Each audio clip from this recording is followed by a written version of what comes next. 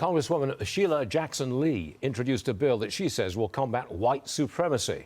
The bill would criminalize some forms of hate speech, including sharing hateful content on social media.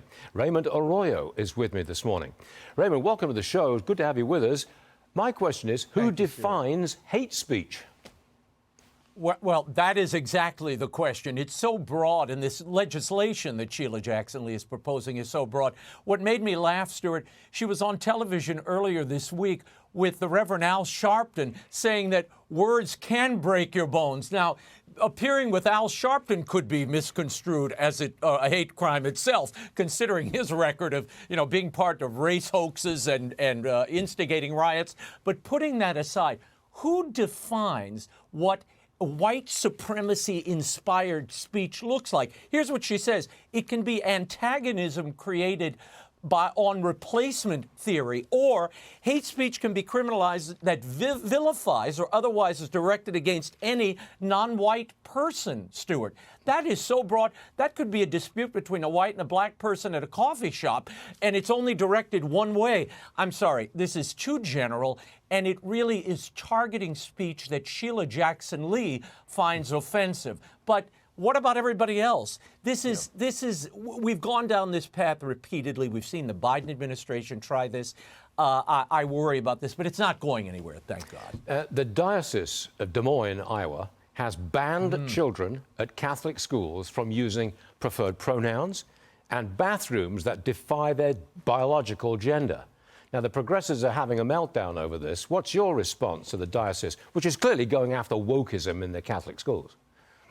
Well, look, Stuart, people send their children to Catholic schools because they're looking for some normalcy and a retreat from what's happening in the public school setting. So this policy was implemented after talking to teachers as well as the parents. All they're saying is you have to be addressed by and take part in sports that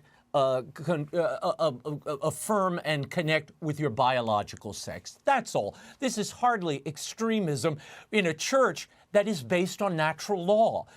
Pope Benedict, who just died, had that great saying, the dictatorship of relativism, where you have the creeping goalposts of the culture, and that has to be defied. That's all they're doing here. The church is simply saying, if you present as a boy in the school setting, you're going to have to live and be addressed as a boy. Now, what you do at home, what you do in other settings, that's the business of the parents. But the school has to be a laboratory for learning, Stuart, not a laboratory for sexual experimentation. And that's all the diocese is saying. I don't know whether you saw my editorial at the top of this hour about the Michaela School and others like it in Britain. Intense discipline. The kids compete. They want to win.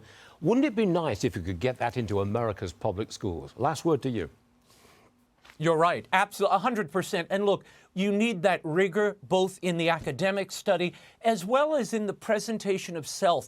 And all they're saying here is be proud of who you are. You've been shaped by God in His image, and we're here to support that. There's nothing wrong with that. In fact, that creates healthy, solid people to go out into our society and be the productive citizens they're intended to be. Be careful, Raymond.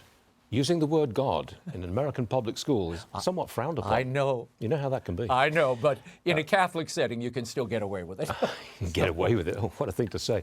Raymond, you're all right. Thanks for being on the show, Raymond. We'll see you later. Thank you, Stuart.